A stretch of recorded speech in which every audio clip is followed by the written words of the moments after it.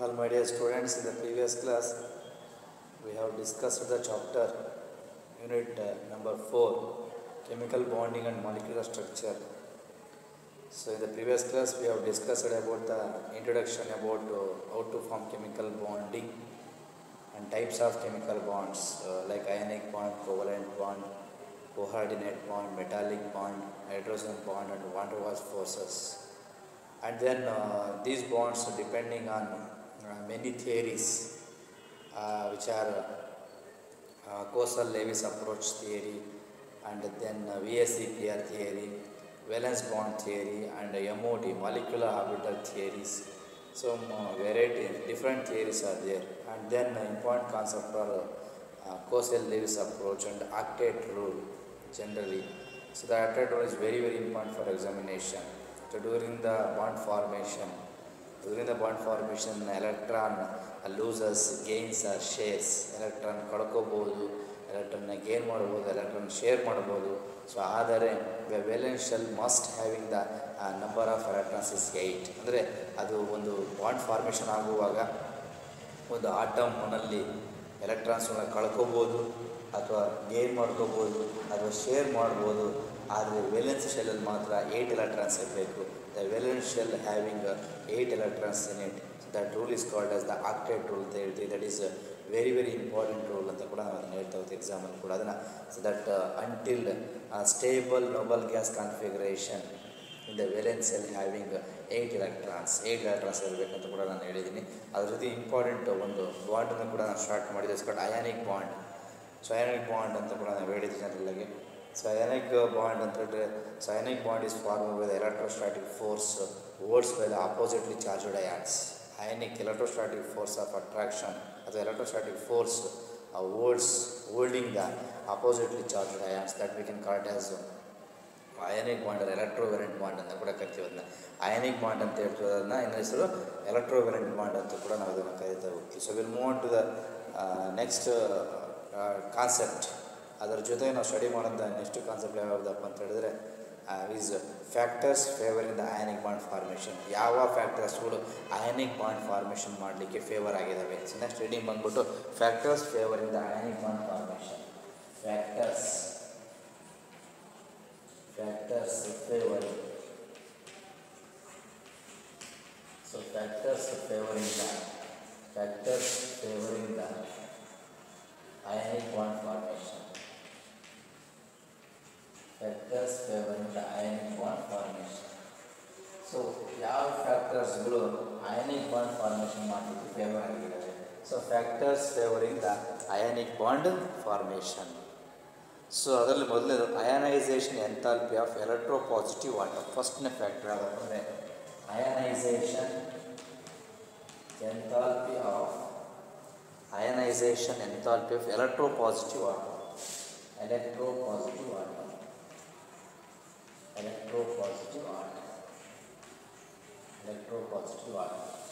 So ionization enthalpy of electropositive atom. Ionization enthalpy of electropositive atom ಏನು ಹೇಳ್ತಪ್ಪ ಅಂದರೆ, so ಇಲ್ಲಿ alkali and alkaline earth metals possess relatively low ionization enthalpies and forms cations easily.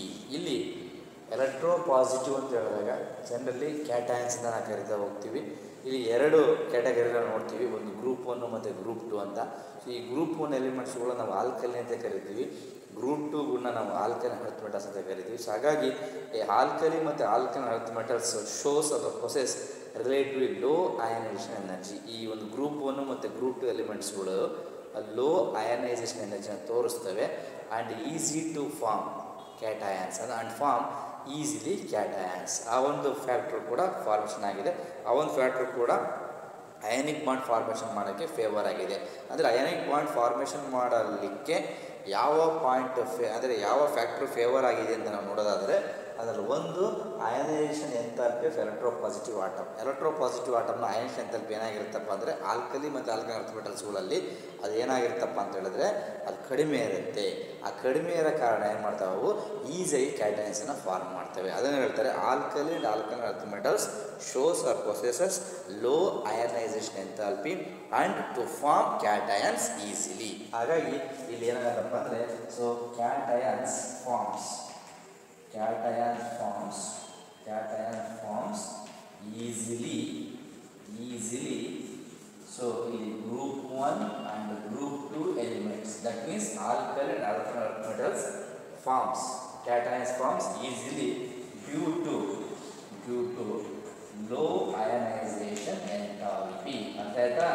ಕಡಿಮೆ ionisation enthalpy ಇರೋದ್ರಿಂದ alkali ಮತ್ತು alkaline earth ಮೆಟಲ್ಸ್ಗಳು ಕ್ಯಾಟಯನ್ಸ್ನ ಭಾಳ ಈಸಿಯಾಗಿ ಫಾರ್ಮೇಷನ್ ಮಾಡ್ತವೆ. ಹಾಗಾಗಿ this is one of the important favouring factor for the formation of ionic bond. Ionic bond formation ಮಾಡೋಕ್ಕೆ ಇದೊಂದು ಫ್ಯಾಕ್ಟರ್ ಕೂಡ ಫೇವರ್ ಆಗಿದೆ. So will move on to the second point. ಎರಡನೇ ಪಾಯಿಂಟ್, ಇನ್ನೊಂದು ಪಾಯಿಂಟನ್ನು ನೋಡೋದಾದರೆ ಯಾವುದು ಇನ್ನೊಂದು ಫೇವರ್ ಅಂತ ಹೇಳಿದ್ರೆ, ಸೊ ಎರಡನೇದು electron gain enthalpy of the electronegative atom. ಸರಿನಾ? ಅಲ್ಲಿ ಎಲೆಕ್ಟ್ರೋ ಪಾಸಿಟಿವ್ ಆಟಮ್ ಅಂತ ಹೇಳ್ತೀವಿ, ಇಲ್ಲಿ electron gain enthalpy of. Next ಇದು electron gain enthalpy of electron gain enthalpy of electron gain enthalpy of the electronegative atom. Electron gain enthalpy of electronegative atom. Electron gain enthalpy of electronegative atom. ಅದು electropositive atom ಇದೆ, electronegative ಅಂತ ಹೇಳಿ ನಾವೇನು ನೋಡ್ತೀವಿ. So electronegative ಅಂತ ನಾವು ನೋಡಿದ ತಕ್ಷಣ ಬರ್ತಕ್ಕಂಥ ಮೊದಲನೇ ಕಾನ್ಸೆಪ್ಟ್ ಹ್ಯಾಲೋಜನ್ಸ್. ಹಾಗಾಗಿ ಇಲ್ಲಿ ಹೇಳ್ತಾರೆ halogens having highest electron gain enthalpies in their periods. Period ಟೇಬಲಲ್ಲಿ ನಾವು ನೋಡೋದಾದರೆ halogens have highest electron gain enthalpies in their periods, form ionic compounds with metals easily. ಯಾಕೆ ಅಂತ ಹೇಳಿದ್ರೆ ಈ ಪಾಯಿಂಟ್ ನೋಡಿ, halogens under group 17 elements. These halogens having highest electron gain enthalpy, highest electron gain enthalpy, highest electron gain enthalpy ಇರೋದ್ರಿಂದ ಇಲ್ಲಿ easy to form ionic compounds with metals. ಹಾಗಾಗಿ ಇವೇನು ಮಾಡೋದು ಆ ಒಂದು ಕಾರಣಕ್ಕೋಸ್ಕರ easy to form ionic compounds with metals. So ಮೆಟಲ್ಸ್ಗಳ ಜೊತೆ ಅಯಾನಿಕ್ ಕಾಂಪೌಂಡ್ಸ್ನ ಈಸಿಯಾಗಿ ಫಾರ್ಮೇಷನ್ ಮಾಡುತ್ತೆ. ಅರ್ಥ ಮಾಡ್ಕೊಳ್ಳಿ, ಎಲೆಕ್ಟ್ರೋಪಾಸಿಟಿವ್ ಅಂತ ಬಂದಾಗ ಲೋ ಅಯನೈಸೇಷನ್ ಎಂಥಾಲ್ಪಿ ಇರೋದ್ರಿಂದ ಕ್ಯಾಟಯನ್ಸ್ಗಳು ಈಸಿಯಾಗಿ ಫಾರ್ಮೇಷನ್ ಆಗ್ತವೆ. ಅದೇ ರೀತಿ ಎಲೆಕ್ಟ್ರಾನ್ ಗೇನ್ ಎಂಥಾಲ್ಪಿ ಅಂತ ಬಂದಾಗ ಹ್ಯಾಲೋಜನ್ಸಲ್ಲಿ ಹೈಯೆಸ್ಟ್ ಎಲೆಕ್ಟ್ರಾನ್ ಗೇನ್ ಎಂಥಾಲ್ಪಿ ಇರೋದ್ರಿಂದ ಇಲ್ಲಿ ಅಯಾನಿಕ್ ಕಾಂಪೌಂಡ್ಸ್ಗಳು ಮೆಟಲ್ ಜೊತೆ ಫಾರ್ಮೇಷನ್ ಆಗ್ತವೆ. ಆಗ metals can easily form ionic compounds due to the highest electron gain enthalpy. ಇದು ಕೂಡ ಎರಡನೇ ಪಾಯಿಂಟು ಫೇವರಿಸಮ್, ಅದು ಫೇವರಿಂಗ್ ಆಗುತ್ತೆ ಯಾವುದಕ್ಕೆ? ಅಯಾನಿಕ್ ಬಾಂಡ್ ಫಾರ್ಮೇಷನ್ ಆಗಲಿಕ್ಕೆ, ಅದು ಅಯಾನಿಕ್ ಕಾಂಪೌಂಡ್ಸ್ ಫಾರ್ಮೇಷನ್ ಆಗಲಿಕ್ಕೆ ಇದು ಕೂಡ ಬಹಳ ಅಂದರೆ ಅಯಾನಿಕ್ ಬಾಂಡ್ ಫಾರ್ಮೇಷನ್ ಆಗಲಿಕ್ಕೆ ಎರಡನೇ point. So we move on to the point number 3. So ಮೂರನೇ ಪಾಯಿಂಟ್ ಏನಾಗುತ್ತೆ? Lattice enthalpy. ಈ ಲ್ಯಾಟಸ್ ಎಂಥಾಲ್ಪಿ ಅಂದರೂ ಕೂಡ ಒಂದೇ, ಲ್ಯಾಟಸ್ ಎನರ್ಜಿ ಅಂದರೂ ಕೂಡ, ಈ ಮೂರು ಕೂಡ ಭಾಳ ಇಂಪಾರ್ಟೆಂಟು. ಒಂದು ಎಲೆಕ್ಟ್ರೋಪಾಸಿಟಿವ್ ಆಟಮು, ಇನ್ನೊಂದು electron gain enthalpy of the electronegative atom ಅಂತ ಒಂದು ಬರುತ್ತೆ, ಇನ್ನೊಂದು ionisation enthalpy, lattice enthalpy. Next is lattice enthalpy.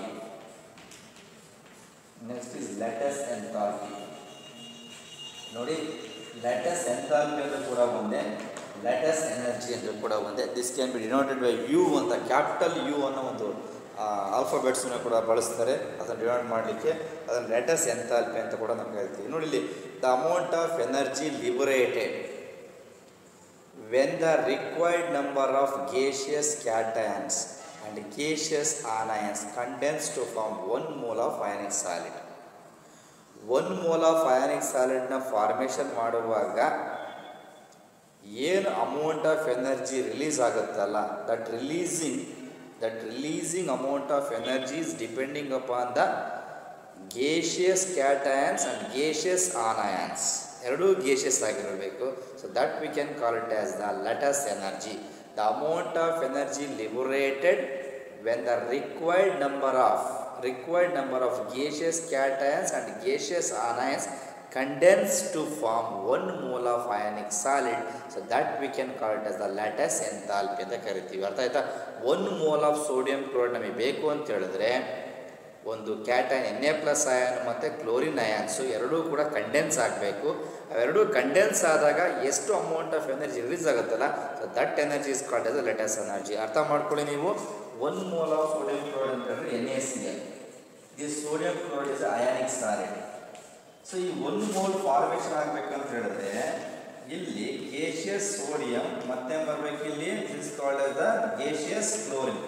So gaseous cation ಮತ್ತು ಗೇಷಿಯಸ್ ಆನೈನ್ ಎರಡೂ ಕೂಡ ಕಂಡೆನ್ಸ್ ಆಗಬೇಕು. ರಿಕ್ವೈರ್ಡ್ ಅಮೌಂಟ್ ಕಂಡೆನ್ಸ್ ಆದಾಗ ಎಷ್ಟು ಅಮೌಂಟ್ ಆಫ್ ಎನರ್ಜಿ ಲಿಬರೇಟ್ ಆಗುತ್ತಲ್ಲ, that energy is called as the lattice enthalpy ಅಂತ ಕರಿತೀವಿ. ಅರ್ಥ ಆಯ್ತು ಹೇಳ್ತಿರೋದು ಈಗ? ಅಂದರೆ 1 mole of ionic solid is formed due to the condensation of gaseous cations and gaseous anions. Finally, the released energy, the liberated energy or released energy is called as the lattice enthalpy ಅಂತ ಕರೀತಾರೆ.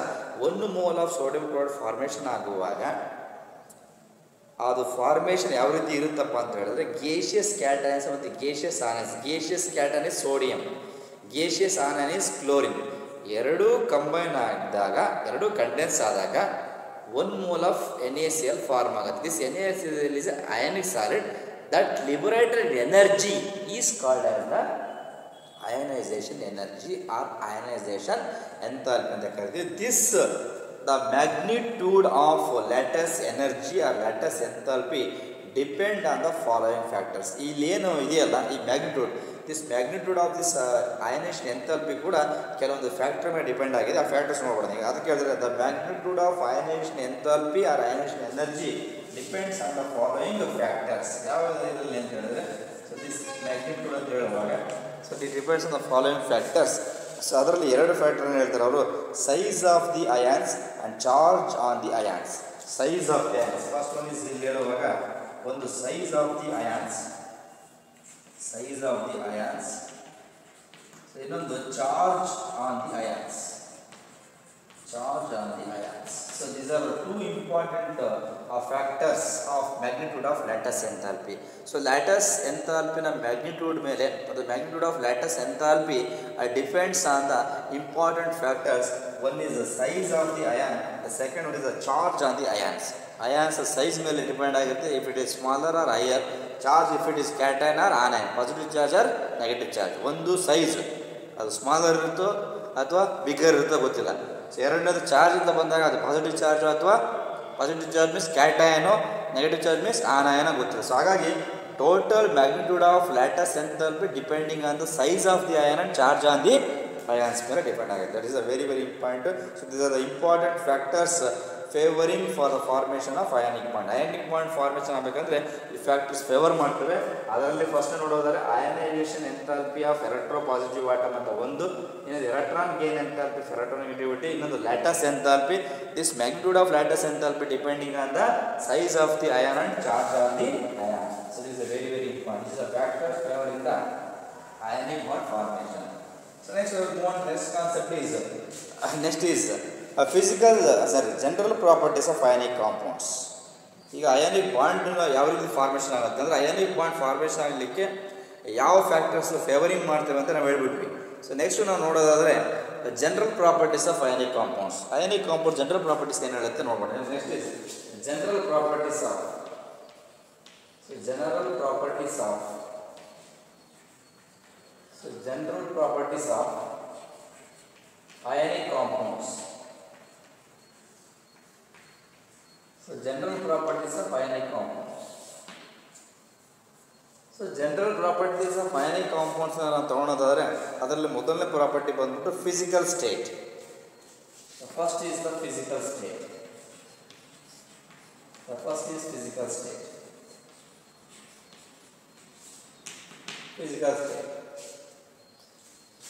Ionic compounds usually exist in the form of crystalline solids. ನೋಡಿ, ionic ಕಾಂಪೌಂಡ್ಸ್ಗಳು usual ಆಗಿ exist in the form of crystalline solids. ನೋಡಿ, ionic ಕಾಂಪೌಂಡ್ಸ್ಗಳು usual ಆಗಿ crystalline solid form ಅಲ್ಲಿ exist ಆಗ್ತವೆ. So ionic compounds are usually exist in the form of crystalline solids at room temperature. ಸಾಮಾನ್ಯವಾಗಿ ionic ಕಾಂಪೌಂಡ್ಸ್ಗಳು room ಟೆಂಪರೇಚರಲ್ಲಿ crystalline solid ಫಾರ್ಮಲ್ಲಿ ನಮ್ಗೆ ಸಿಗ್ತವೆ, ಎಕ್ಸಿಸ್ಟ್ ಆಗ್ತವೆ, ಫಾರ್ಮ್ ಆಗ್ತವೆ. So this is due to strong electrostatic force of attraction between the oppositely charged ions. ಇದು ಯಾಕೆ ಅಂತ ಹೇಳಿದ್ರೆ, ನೆನ್ಪಿಟ್ಕೊಳ್ಳಿ, ಫಿಸಿಕಲ್ ಸ್ಟೇಟ್ನಲ್ಲಿ ಯಾವ ರೀತಿ ಅಪಿಯರೆನ್ಸ್ ಇದೆ. ಅಯಾನಿಕ್ ಕಾಂಪೌಂಡ್ಸ್ಗಳು ರೂಮ್ ಟೆಂಪರೇಚರ್ನಲ್ಲಿ ಕ್ರಿಸ್ಟಲೈನ್ ಸಾಲಿಡ್ ಫಾರ್ಮಲ್ಲಿ ಸಿಗ್ತವೆ. ಯಾಕೆ? Due to the strong electrostatic force of attraction between the oppositely charged ions. ಯಾಕೆ ಅಂತ ಹೇಳಿದ್ರೆ, due to strong electrostatic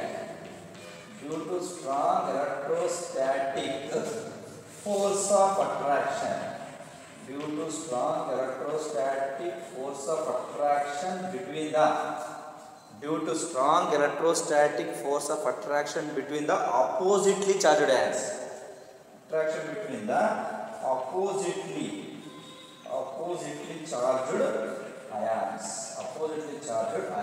ಸಾವಂಕಾರಣಕ್ಕೋಸ್ಕರ they are exist in the crystalline form. ಒಂದು ನೆನಪಿಟ್ಕೊಳ್ಳಿ, ಫಿಸಿಕಲ್ ಸ್ಟೇಟ್ ಅಂತ ಬಂದಾಗ ionic compounds are usually exist crystalline solids at room temperature due to the strong electrostatic force of attraction between the oppositely charged ions.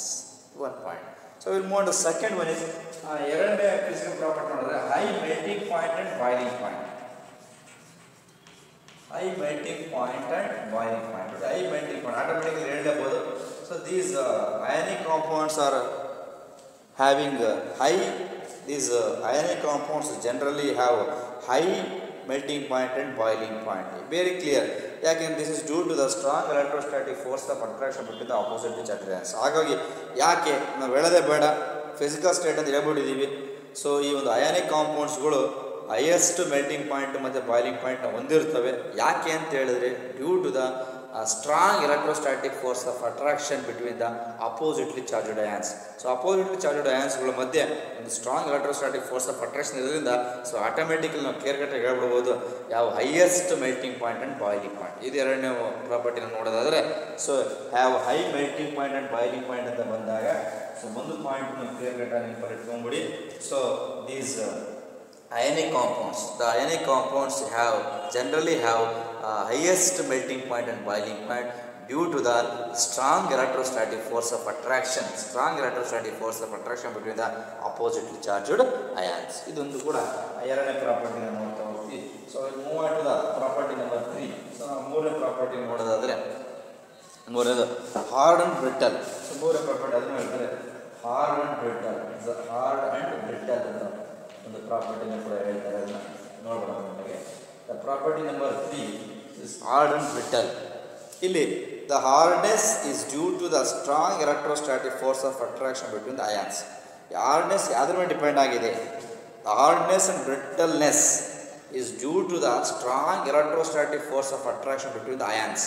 So ಈ oppositely positive ion ಮತ್ತು negative ಅಯಾನ್ಸ್ಗಳ ಮಧ್ಯೆ ಏನು strong electrostatic force of attraction ಇದೆಯಲ್ಲ, ಅದರ ಮೇಲೆ depend. ಅಂದ್ರಾಗಿ hardness of the ionic compounds is due to the electrostatic force of attraction between the ಅಯಾನ್ಸ್ಗಳ ಮಧ್ಯೆ ಏನು ಎಲೆಕ್ಟ್ರೋಸ್ಟ್ಯಾಟಿಕ್ ಫೋರ್ಸ್ ಆಫ್ ಅಟ್ರಾಕ್ಷನ್ ಇದೆಯಾ ಅದ್ರ ಮೇಲೆ ಹಾರ್ಡ್ನೆಸ್ ಡಿಪೆಂಡ್ ಆಗಿದೆ ಅಂತ ಒಂದು ಪಾಯಿಂಟ್ ಹೇಳ್ತಾರೆ. ಹಾಗಾಗಿ hardness is due to the strong electrostatic force of attraction between the ions. Strong ions. Ionic solids consists of layers of positive and negative ions. ಒಂದೊಂದು ಪಾರ್ಟ್ಸ್ನಾಗ ಹೇಳ್ತಾರೆ hardness should be depending on the electrostatic force of attraction to the ions. Hardness ಅನ್ನೋದು electrostatic force of attraction of ಅಯಾನ್ಸ್ಗಳ ಮಧ್ಯೆ depend ಆಗಿದೆ.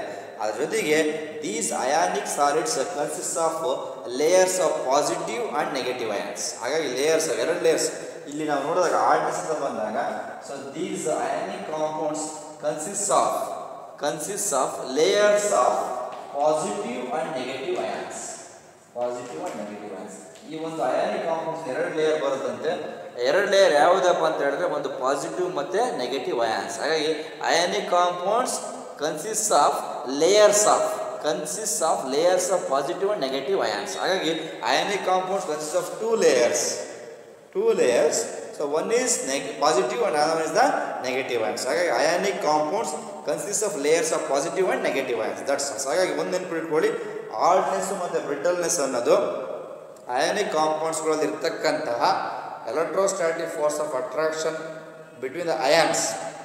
ಆ electrostatic force of attraction ಇದೆ ಅಯಾನ್ಸ್ಗಳ ಮಧ್ಯೆ ಇರ್ತಕ್ಕಂಥ ಎಲೆಕ್ಟ್ರೋಸ್ಟಾಟಿಕ್ ಫೋರ್ಸ್ ಆಫ್ ಅಟ್ರಾಕ್ಷನ್ ಮೇಲೆ ಹಾರ್ಡ್ನೆಸ್ ಡಿಪೆಂಡ್ ಆಗಿದೆ. ಅದರ ಜೊತೆಗೆ ಇಲ್ಲೇನಾಗಿದೆ, ಅಯಾನಿಕ್ ಕಾಂಪೌಂಡ್ಸ್ಗಳು 2 ಲೇಯರ್ ಬರುತ್ತೆ, ಒಂದು ಪಾಸಿಟಿವ್ ಮತ್ತು ನೆಗೆಟಿವ್ ಅಯಾನ್ ಅಂತ. ಹಾಗಾಗಿ ionic compounds consist of layers of positive and negative ಅಂತ ಕೂಡ ಅವ್ರು ಹೇಳ್ತಾರೆ. This is the third property, hard and brittle. So will move to the fourth property is solubility in water. ಯಾವುದು soluble ಆಗ್ತದೆ? 4ನೇ property ನೋಡಿದ್ರೆ solubility in H2O. So solubility in H2O ಅಂತ ಹೇಳಿದ್ರೆ ಸಾಲ್ಯುಬಿಲಿಟಿ ಇನ್ ವಾಟರ್. ಇಲ್ಲಿ ನೋಡಿ, solubility in water ಅಂತ ನೋಡೋದಾದರೆ, so this is because water has high dielectric constant. So ಇಲ್ಲಿ ನೆನಪಿಟ್ಕೊಳ್ಳಿ, ಸಾಲ್ಯುಬಿಲಿಟಿ ಇನ್ ವಾಟರ್ ಅಂತ ಬಂದಾಗ, so water having high dielectric constant. So ವಾಟರಿಗೆ ಹೈಯೆಸ್ಟ್ ಡೈಎಲೆಕ್ಟ್ರಿಕ್ ಕಾನ್ಸ್ಟೆಂಟ್ ಇರುತ್ತೆ. So water having highest dielectric constant and weakens electrostatic force of attraction between the ions. ನೆನಪಿಟ್ಕೊಂಡ್ಬಿಡಿ, ionic ಕಾಂಪೌಂಡ್ಸ್ಗಳ ಮಧ್ಯೆ strong electrostatic force of attraction ಇರುತ್ತೆ. ಆದರೆ ವಾಟರ್ನಲ್ಲಿ ಆ ಒಂದು ionic ಕಾಂಪೌಂಡನ್ನು dissolve ಮಾಡಿದ ತಕ್ಷಣ ವಾಟರ್ಗೆ ಹೈಯೆಸ್ಟ್ ಡೈಎಲೆಕ್ಟ್ರಿಕ್ ಕಾನ್ಸ್ಟೆಂಟ್ ಇರೋ ಕಾರಣ ಆ ಒಂದು strong electrostatic force of attraction ಏನು ಮಾಡಿದೆ, ವೀಕನ್ಸ್ ಮಾಡುತ್ತೆ. ಆಗ ನೆನಪಿಟ್ಕೊಳ್ಳಿ, ಯಾವಾಗ ವಾಟರ್ನಲ್ಲಿ ಹೈಯೆಸ್ಟ್ ಡೈಎಲೆಕ್ಟ್ರಿಕ್ ಕಾನ್ಸ್ಟೆಂಟ್ ಇರುತ್ತೆ ಆ ಸಂದರ್ಭದಲ್ಲಿ ಅಯಾನಿಕ್ ಕಾಂಪೌಂಡ್ಸ್ಗಳಲ್ಲಿ ಇರ್ತಕ್ಕಂಥ electrostatic force of attraction strong ಇರುತ್ತೆ, ಏನು ಮಾಡ್ತದೋ ವೀಕನ್ಸ್ ಮಾಡುತ್ತೆ. ಅದನ್ನೇ ಹೇಳ್ತಾರೆ water have highest dielectric constant and weakens electrostatic force of attraction between the ions. ಯಾವ ಆಟೋಮೆಟಿಕಲಿ ಏನು ಮಾಡುತ್ತೆ, ಆ ಎಲೆಕ್ಟ್ರೋಸ್ಟಾಟಿಕ್ ಫೋರ್ಸ್ ಆಫ್ ಅಟ್ರಾಕ್ಷನ್ನ ವೀಕನ್ಸ್ ಮಾಡುತ್ತೆ, ಮೀನ್ಸ್ ವೀಕ್ ಮಾಡುತ್ತೆ. ಯಾವಾಗ electrostatic force of attraction weak ಆಗುತ್ತೋ ಆಟೋಮೆಟಿಕಲಿ ಅಯಾನ್ಸ್ ಗೆಟ್ ಸೆಪರೇಟೆಡ್. ಇಮ್ಮಿಡಿಯೇಟಾಗಿ ಏನಾಗುತ್ತೆ, ಡಿಸಾಲ್ವ್ ಆದ ತಕ್ಷಣ ಪಾಸಿಟಿವ್ ಅಯಾನೇ ಬೇರೆ ಆಗುತ್ತೆ, ನೆಗೆಟಿವ್ ಅಯಾನೇ ಬೇರೆ ಆಗುತ್ತೆ. Ions immediately get separated and get surrounded by the water molecules. ಅಯಾನ್ಸ್ಗಳು ಸೆಪರೇಟ್ ಆಗಿಬಿಟ್ಟು ಆ ಅಯಾನ್ಸ್ಗಳು ವಾಟರ್ ಮಾಲಿಕ್ಯೂಲ್ಸ್ ಸುತ್ತ ಏನಾಗ್ತವೆ, ಕವರ್ ಆಗ್ತವೆ, surrounded by the water molecules. So this dissolves the solids in waters. ಹಾಗಾಗಿ ಯಾವಾಗ ಈ ಪ್ರೋಸೆಸ್ ನಡೆಯುತ್ತೋ, so solids are easily soluble in water. ಅರ್ಥ ಆಯ್ತಾ? ಸಾಲ್ಯುಬಿಲಿಟಿ ಇನ್ ವಾಟರ್ ಅಂತ ಹೇಳುವಾಗ ಒಂದು ನೆನಪಿಟ್ಕೊಳ್ಳಿ.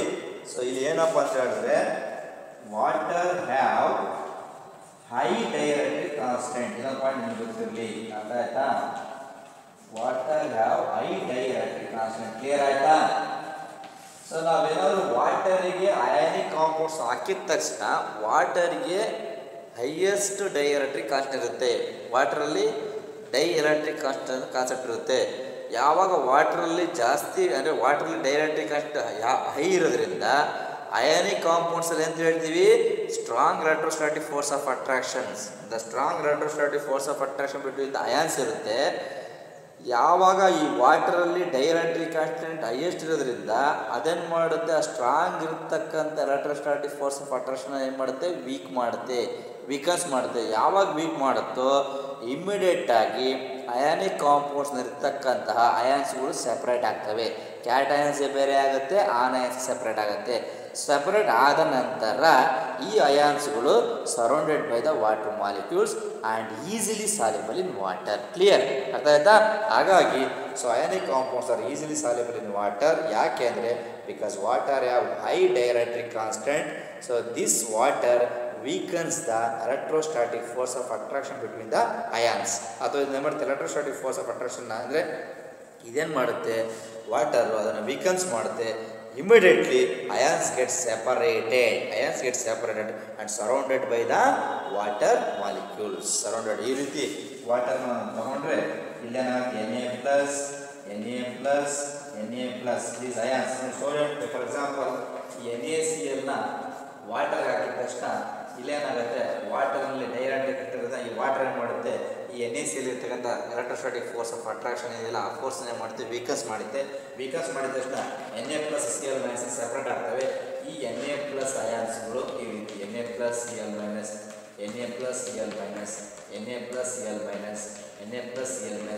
Na+ ಈ ರೀತಿ ಅಯಾನ್ಸ್ಗಳು ಏನು ಮಾಡ್ತವೆ ವಾಟರ್ನ ಸುತ್ತ ಏನಾಗ್ತವೆ ಸರೌಂಡ್ ಆಗ್ತವೆ. ಸೊ ಹಾಗಾಗಿ ions get separated and surrounded by the water molecules and finally so ವಾಟರ್ನಲ್ಲಿ ionic compounds are easily soluble in water. This is the solubility in water. Clear ಹೇಳ್ಬೋದು ಪಾಯಿಂಟ್ಸನ್ನ ಇದಷ್ಟು ನೀವು ನೆನಪಿಟ್ಕೊಂಡ್ರೆ ಸಾಕು.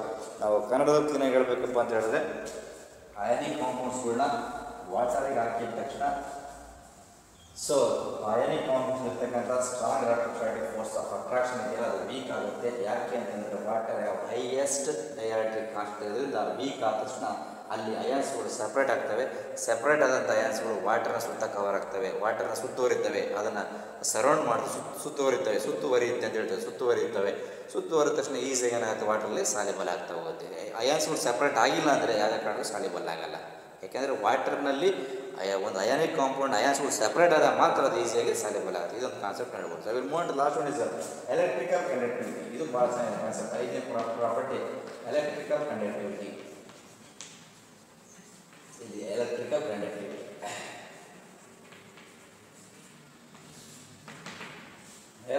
ನೋಡಿ electrical conductivity ionic compounds solid state ಅಂತ ನೋಡಿ, solid state ಅಂತ ಒಂದು ಬರುತ್ತೆ. ಇನ್ನೊಂದು ಫ್ಯೂಸ್ಡ್ ಸ್ಟೇಟ್ ಅಥವಾ ಇದನ್ನ ಸೊಲ್ಯೂಷನ್ ಅಂತ ಕೂಡ ಅವ್ರು ಭಾಳ ಚೆನ್ನಾಗಿ ಹೇಳ್ತಾರೆ. ಅಯಾನಿಕ್ ಕಾಂಪೌಂಡ್ಸ್ಗಳು ಇಲ್ಲಿ ಹೇಳ್ತಾರೆ ionic compounds are poor conductors of electricity in solid state. Solid ಸ್ಟೇಟ್ಸಲ್ಲಿ ಅಯಾನಿಕ್ ಕಾಂಪೌಂಡ್ಸ್ಗಳು ಪೂರ್ ಕಂಡಕ್ಟರ್ಸ್ ಆಫ್ ಎಲೆಕ್ಟ್ರಿಸಿಟಿ ಯಾವುದೇ ಕಾರಣಕ್ಕೂ ತೋರಿಸಲ್ಲ. So ionic compounds are poor conductors of electricity in solid state but are good conductors in fused state or in solution. ಇಷ್ಟು ಹೇಳ್ತೀನಿ ನೋಡಿ. Electrical conductivity ಅಂತ ಬಂದಾಗ ಅಯಾನಿಕ್ ಕಾಂಪೌಂಡ್ಸ್ಗಳು ಸಾಲಿಡ್ ಸ್ಟೇಟಲ್ಲಿ ಪೂರ್ ಕಂಡಕ್ಟರ್ಸ್,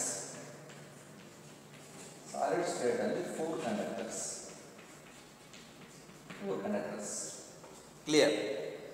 ಸೊ ಅದೇ ಫ್ಯೂಸ್ಡ್ ಸ್ಟೇಟ್ ಅಥವಾ solution liquid state, fused state R liquid state solution ಸ್ಟೇಟಲ್ಲಿ ಬಂದಾಗ ಗುಡ್ ಕಂಡಕ್ಟರ್ಸ್. ಯಾಕೆ ಅಂತ ಕೇಳಿದ್ರೆ in solid state ions are fixed position, cannot move freely. ನೋಡಿ ಸಾಲಿಡ್ ಸ್ಟೇಟ್ ಅಲ್ಲಾದ್ರೆ ions are fixed position, fix ಆಗಿರ್ತವೆ. ಅರ್ಥ ಆಯ್ತಾ? In solid state ions are fixed position, cannot move easily.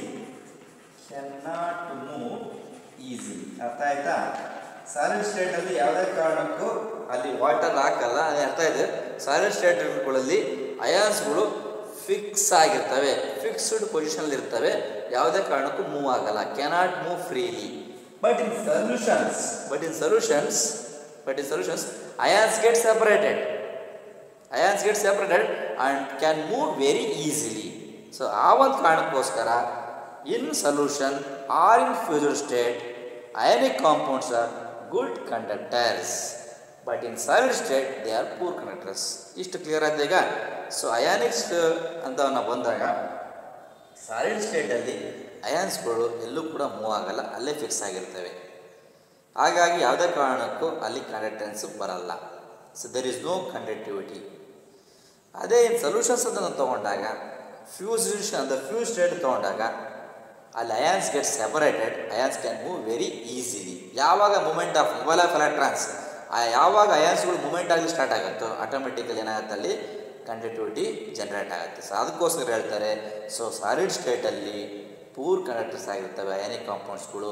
ಅದೇ ಲಿಕ್ವಿಡ್ ಸ್ಟೇಟು, ಸೊಲ್ಯೂಷನ್ನು ಅಥವಾ ಫ್ಯೂಸ್ಡ್ ಸ್ಟೇಟಲ್ಲಿ good conductors ಆಗಿರ್ತವೆ. So these are the important properties of the ionic compound. That's ಇಷ್ಟು ನೋಡಿಕೊಂಡ್ರೆ so well and good ಅಂತ ಅನ್ಕೊಳ್ತೀನಿ.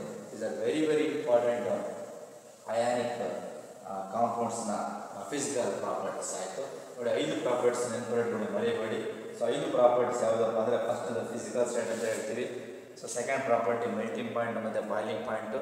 So third property is hard and brittleness and one more ಇನ್ನೊಂದು fourth property is solubility in water and fifth property is electrical conductivity. these are the important factors. ಇವತ್ತಿನ ಕ್ಲಾಸಲ್ಲಿ we are going to study about the factors favoring the ionic bond formation.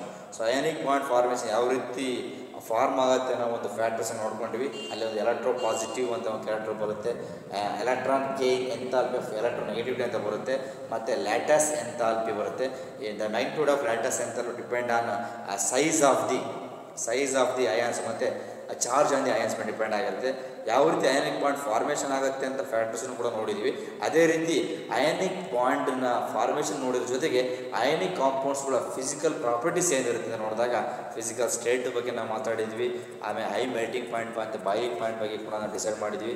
Hardness ಮತ್ತು brittle concept ನೋಡಿದ್ವಿ, ಮತ್ತು solubility in water ಕೂಡ ನೋಡಿದ್ವಿ, ಮತ್ತು electrical conductivity. ಈ 5 important factors ನೋಡಿದ್ವಿ. ಸೊ ನೆಕ್ಸ್ಟ್ ಕ್ಲಾಸ್ ಒಂದು ಇಂಪಾರ್ಟೆಂಟ್ ಕಾನ್ಸೆಪ್ಟ್ ಇದೆ.